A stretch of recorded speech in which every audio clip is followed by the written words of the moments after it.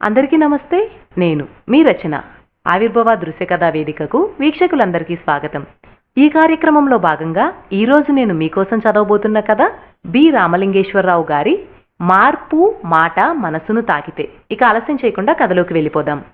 మార్పు మాట మనసుని తాకితే. నా వైద్య స్నేహితురాలు వాళ్ళ ఊరు వెళ్ళిపోతున్నది ఆ రోజు. తర్వాత అమెరికా వెళ్ళిపోతుంది. సికింద్రాబాద్ స్టేషన్కి వెళ్ళాను వీడ్కోలు పలుకుదామని. స్టేషన్లో ప్లాట్ఫామ్ టికెట్ కొందామని కౌంటర్ దగ్గర వరుసలో నించున్నాను. నా వంతు వచ్చే సమయానికి ఒకతను పక్క నుంచి వచ్చాడు. సుమారు 35 సంవత్సరాలు ఉండవచ్చు. పక్కన ఓ 10 సంవత్సరాల కుర్రవాడు కూడా ఉన్నాడు. బహుశా కొడుకై ఉంటాడు. పోలికలు ఉన్నాయి. నా వంతు వచ్చే సమయానికి అతను చెయ్యి పెట్టబోయాడు. నేను క్యూలో ఉన్నాను అన్నాను. అయితే ఏంటంట అన్నాడు నిర్లక్ష్యంగా. ఏమీ లేదు, నువ్వే తీసుకో అని చెప్దామనుకుంటున్నాను. అర్థం కాక ప్రశ్నార్థపు ముఖం పెట్టాడు. నువ్వు నిర్లజ్జగా తప్పు పని చేస్తున్నావు.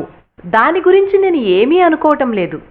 ఎందుకంటే నీవు ఆల్రెడీ తప్పు మార్గంలోనే ఉన్నావు.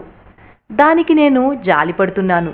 కాకపోతే నీతో నీ వంశాంకురమైన కొడుకున్నాడు. వాడు ఇంకెటువంటి తప్పు మార్గాల్లో వెళ్తాడో అని బాధపడుతున్నాను. పిల్లలు వాళ్ళ తల్లిదండ్రుల మాట వినరు, అనుకరిస్తారు. తెలివిగలవాడు అనుకుంటాను. అర్థమైంది. థ్యాంక్స్ సార్ అంటూ బాబుని తీసుకుని వరుసలో చివరికి వెళ్ళి నిల్చున్నాడు. ఇంతటితో ఈ కథ సమాప్తం.